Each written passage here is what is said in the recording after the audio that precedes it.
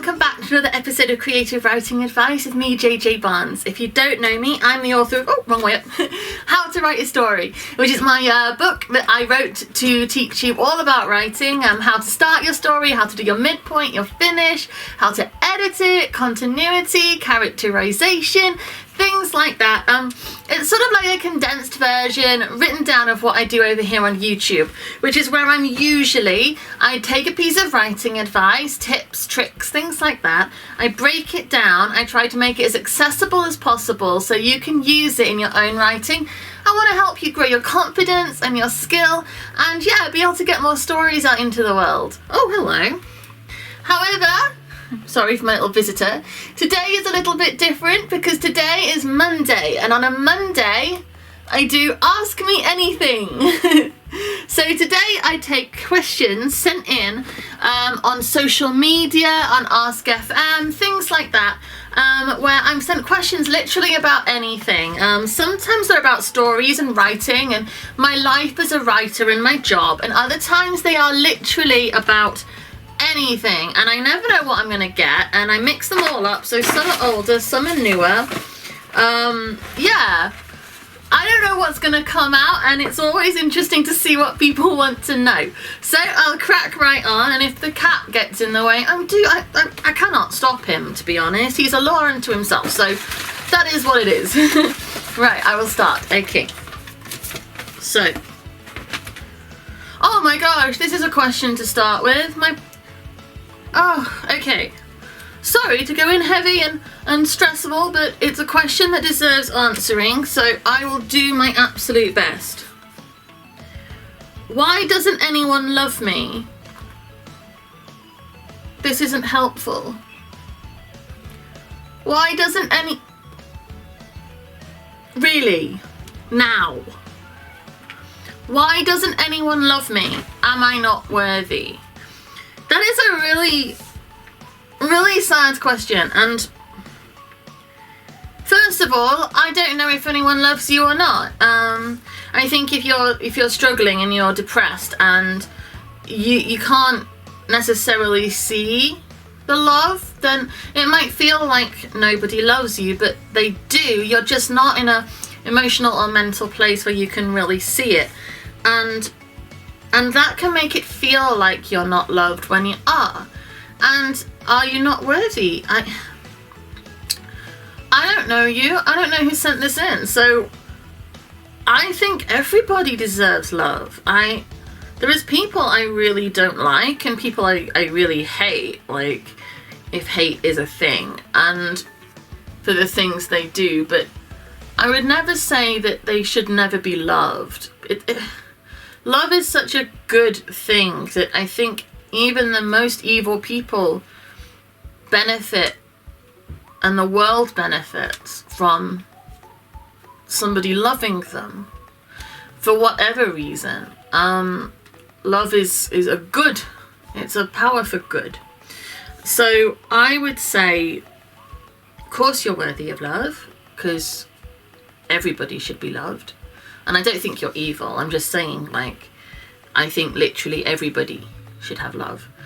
And if genuinely nobody loves you right now, it doesn't mean nobody will. But it's very hard to answer it in the way it really deserves when I don't know your circumstances, and I don't want to do you an injustice here. I would say the likeliest thing is you are loved. It might not be romantically, if that's what you're looking for. It might not be in a way that's easy to see or understand. But I'm sure someone does love you. Maybe they just don't know how to communicate it properly and they're struggling with their own stuff, because we're all struggling. I think the thing is we are all struggling with things, and it makes communicating truth and emotion hard. But I think there is love there. You just have to see it. I hope it's hard when I get questions that really require some serious, like, answering, because I don't want to screw that up. Okay. Do you have any secrets you hide from your partner? No, not really. I will hide secrets from him when he's got a birthday coming up and I've got a present for him, or Christmas and I've got a present from him, or if I'm doing some kind of surprise for him. But no, I tell him everything. Cat hair in my mouth. I tell him everything. I don't really... I'm not like in a sort of, today I've had this thought and this thing is happening. I don't do that. I just mean, I don't have to communicate every single like bit in my head. I'm not like doing that all the time. But I don't hide anything from him. If I have a thought that I want to like is there, I tell him. I'm not very secretive generally. I mean, I'm doing this, right? So I'm pretty open. I'm a pretty open book with like strangers. So my partner definitely like I'm not very mysterious. And that's been used as a criticism against me before. They've been like, I need more mystery. You're not mysterious. And I'm like, meh. I am who I am. Okay.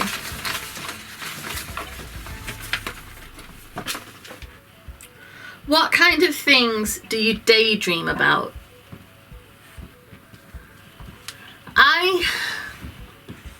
I will daydream about good news.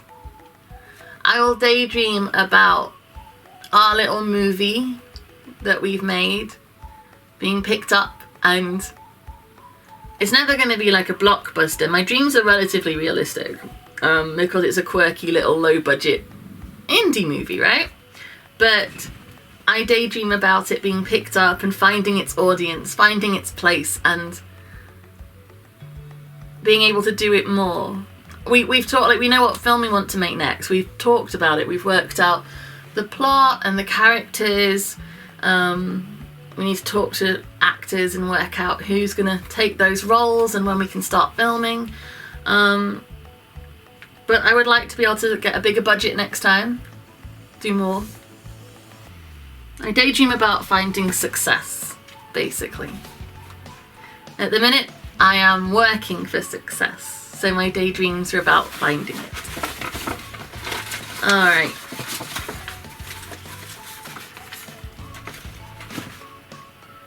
Do you listen to any podcasts? I'm not a regular podcast listener. I have listened to podcasts. We release a podcast. I do listen to them, but I'm not a dedicated, loyal listener because I'm working a lot, and quite often I'm catching up either on the news because I like to keep abreast of the news, so I have news radio happening, or if I'm writing or something, I tend to have music. So podcasts are a occasional pleasure. But I do listen when, because John likes a podcast quite a lot, and I'll Fat Man on Batman. I like Kevin Smith. I enjoy him. And yeah, there's quite a few really good writing ones, like Dusted was always a good writing one about Buffy, things like that. But yeah, my days are kind of really divvied up, and podcasts don't fit naturally very often. Do you have trust issues? That's an interesting one. Because in some ways, no, I don't. I want very much to believe and trust in people, but also I have been hurt a lot. So I get nervous. I think what I do is I still trust, but I brace myself. So yeah, I probably do have trust issues, just it comes out in a different way to maybe it's normal. What are you known for in your family and friends? Probably a lot of the same stuff I'm known for here. You can tell, I think, what you're known for by the memes you get sent. So I get sent a lot of memes about feminism, because I'm known for always banging on about those women's rights and things. And I'm known for parenting, like my kids are a massive part of my life, so I get a lot of mom memes and a lot of writing, like writer's life type memes.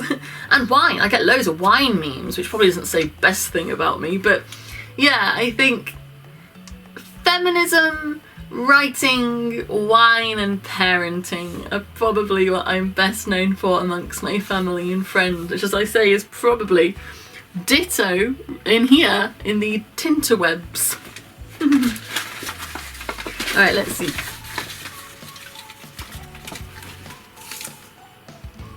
Advice for those who want to be better.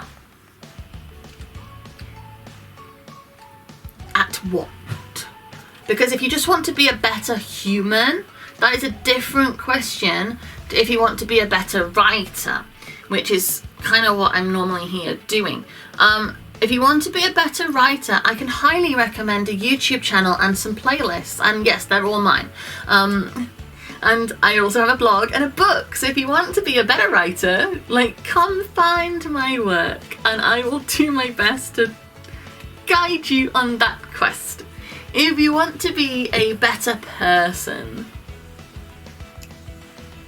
I would say the best advice I have if you want to be a better human is to consider others. And that doesn't just mean do things for other people, it means consider others' experiences and how they might have shaped their views. Consider how they've come to opinions you disagree with. Consider their rights to talk about the things that matter to them and your rights to talk about the things that matter to you, and how sometimes those will be in conflict with one another, but consider that if you want to be allowed to speak about your stuff, then they should be allowed to speak about theirs. And consider everybody's right to exist on this planet freely and safely, and try and just not be a twat, basically.